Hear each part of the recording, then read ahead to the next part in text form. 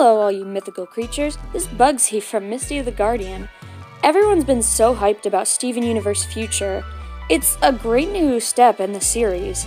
There's 10 episodes out right now. I've watched them all, and let me just say, there's a lot of stuff to process. Spoiler warning, just in case, well, any stuff in here becomes true, or if you haven't seen the first 10 episodes. I just want to point out that some of us are still suffering heavy losses. I miss Greg's hair so much. Alright, so let's get into what this video is really about. Steven Universe Future theory about Steven being corrupted.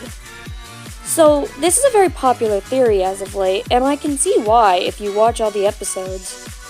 Before we get into that, I want to point out how I love that Rebecca Sugar took the time to just draw this frame. It's my favorite frame in the whole series, and it is funny, and it reminds me of Trollface Quest so much. Now, back to what we were talking about. Steven Universe Future, Steven gets corrupted. Now, in the worm dude in the background, there's been two main theories. One, that he's the creator of the diamonds. Two, that he's a corrupted Steven. I like the corrupted Steven version just because it makes more sense with what has happened recently.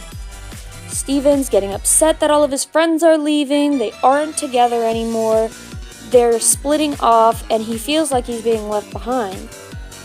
He even tries to keep all of them together, thinking that, first of all, Lars was completely crushed and that was why he was going back to space. But Lars was just going back to space because he wanted adventure, he wanted the thrill. Guess he's an adrenaline junkie. But Steven almost killed all of his friends, just because he wanted them all to stay together and not change, even though that's his power, to change. As the home kept getting smaller, and Shep kept talking to him, he realized that, well, he couldn't keep everyone like this. He didn't want this to happen. He didn't want to keep them all trapped so where they couldn't be happy. But he felt horrible that he was just going to be the last one left behind.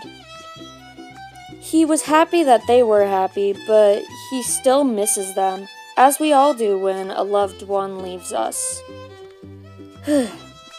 Now we're going to take the time to get into episode 10. I don't remember the names of these episodes, so please forgive me, but this is where stuff starts to make a little bit more sense with the whole corruption theory. So we're going to go ahead and skip to where Steven was talking with Cactus Steven. He was talking about how the gems don't need him anymore, how he thinks that he just doesn't need to be needed, but he wants to be needed, and he hates that he needs that. When the cactus starts talking about stuff that he's said, then he gets super angry because he doesn't want the gems to know. He doesn't want Pearl, Garnet, and Amethyst to crumble because of his feelings. He even seems to threaten the cactus when he goes into his temper tantrum diamond form.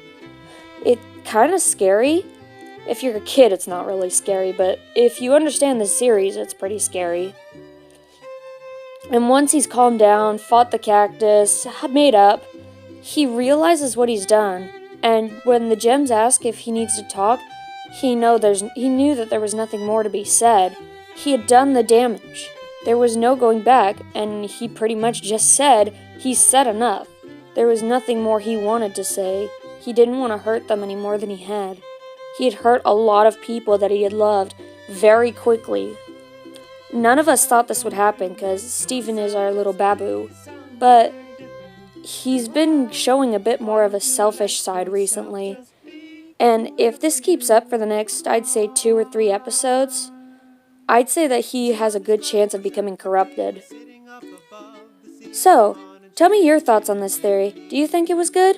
I hope so. You know what to do. Hit that subscribe button, tap the notification bell, and like this video.